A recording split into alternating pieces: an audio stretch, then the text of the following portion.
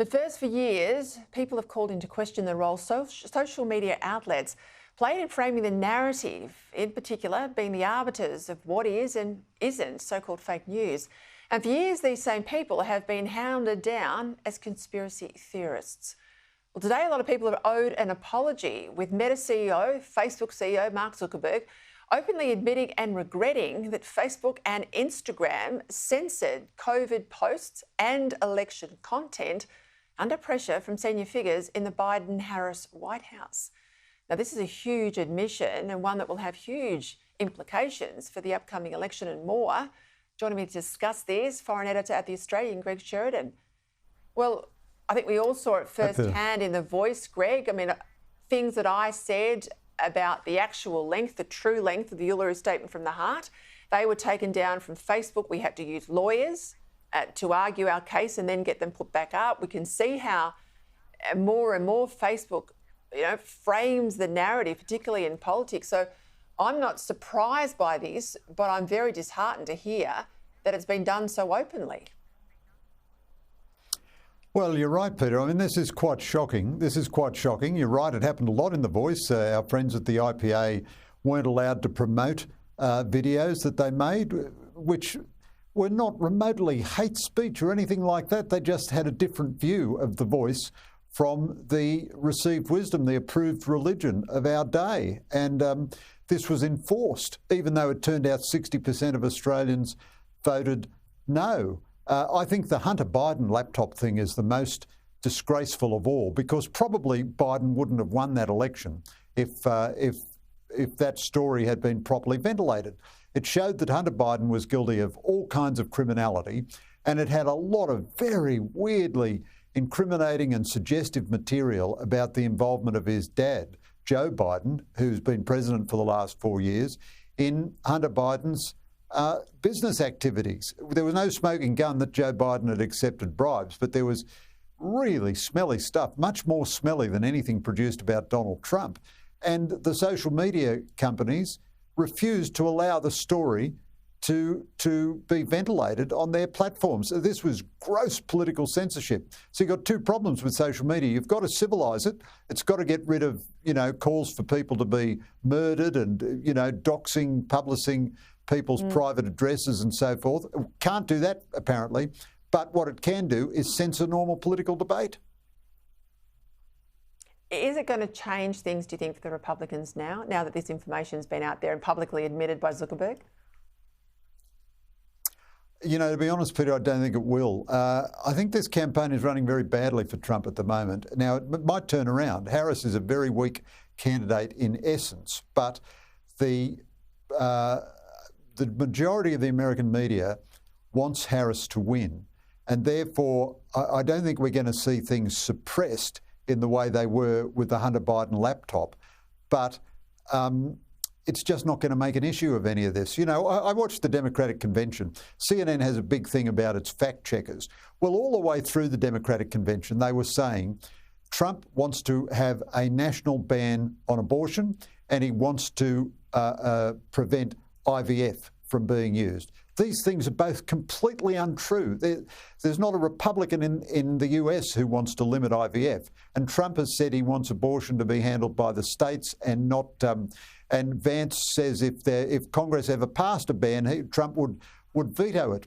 But the fact checkers for CNN didn't mention either of those matters. So the pro-Harris media has just decided that there are no bad stories about Harris and no good stories for Trump. So even though I think this is a shocking development with social media, I think in a sense Americans already know it in a way, and the people who would be influenced by it have already sort of factored it in. Now, Trump's not behind by much, but he's behind by enough to lose the election right now. Let's go to your discussion with John Howard, where you were talking about the visas being doled out to people from Gaza. I think it was really significant that you spoke to Howard and he weighed in on it. One thing he noted is he can't believe Labor hasn't cleaned up the comments from Mike Burgess. Now, I think they haven't cleaned them up, because what Burgess was doing was he wasn't freelancing. You've got to conclude, if 2 and a bit weeks on, they haven't been contested. His points about, you can be a sympathiser of Hamas and that won't disqualify you from getting a visa. It must be government policy for them to stand like they have. Well, that's a fair inference, Peter. I was very grateful to Mr. Howard for agreeing to talk to me, and I thought his intervention was enormously important. He is the eldest statesman of our nation. With Bob Hawke, he's one of the two great postmen he's Prime Minister Australia has ever had. And he is shocked that anyone could suggest you can have rhetorical sympathy for Hamas and still come into Australia. One reason I don't think it's just Burgess simply stating government policy is this.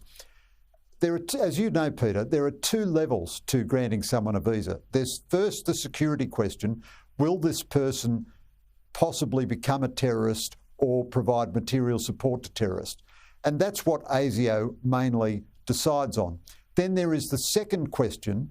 Does this person pass the character test? So loads and loads of people are denied visas to Australia. There'd be thousands of cases we'd never hear of because of the character test without concluding that they are a positive security threat.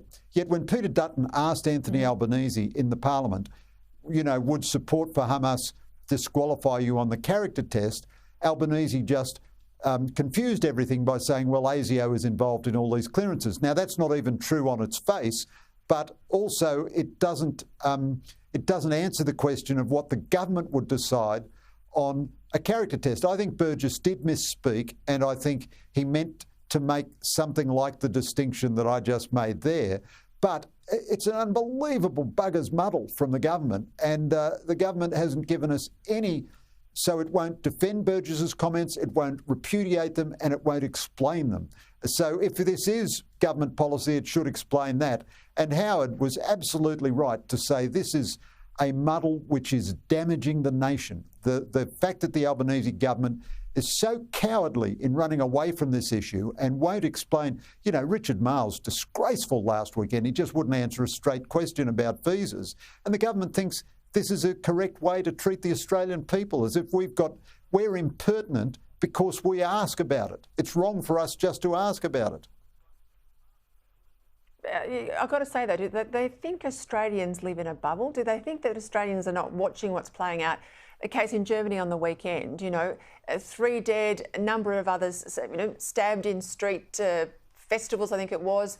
A lot of anger there over the connections of the individual, his background, Islamic State now claiming responsibility. We've seen a synagogue burnt down in France, elsewhere. This is a tinderbox in Europe, and people are concerned that their governments are not putting national security front and centre, and that this has got out of control, that they no longer can control these waves of illegal migration and the risks it's having to the cohesion inside countries. Australians are looking at that and saying, for God's sake, do not bring this here. And yet the government's giving them no confidence they've got this under control. Yeah, I think you're absolutely right, Peter. So Islamist terrorism never went away. Let me say, the vast majority of Muslims who've ever come to Australia are perfectly law-abiding people and so on. However, if you take a lot of people from a radicalised population, such as, the population in Gaza, not with, and that's not to diminish the tragedy that civilians in Gaza are experiencing right now. But if you take a lot of people from a radicalised population, of course, any one of them is very unlikely to be a terrorist or a security threat, but a significant minority will give you some trouble down the track. That's just absolutely predictable. Now, Hamas, we know, its whole raison d'etre, everything about it, is anti-Semitic hatred and anti-Western hatred. So why? It's just sort of, can you believe, Peter, we're having this discussion that an Australian government would say Greg, that rhetorical support for Hamas is okay? It's just, I have to pinch myself. It's the weirdest thing I've ever seen in a long life in journalism. Oh, well, I think it's horrific.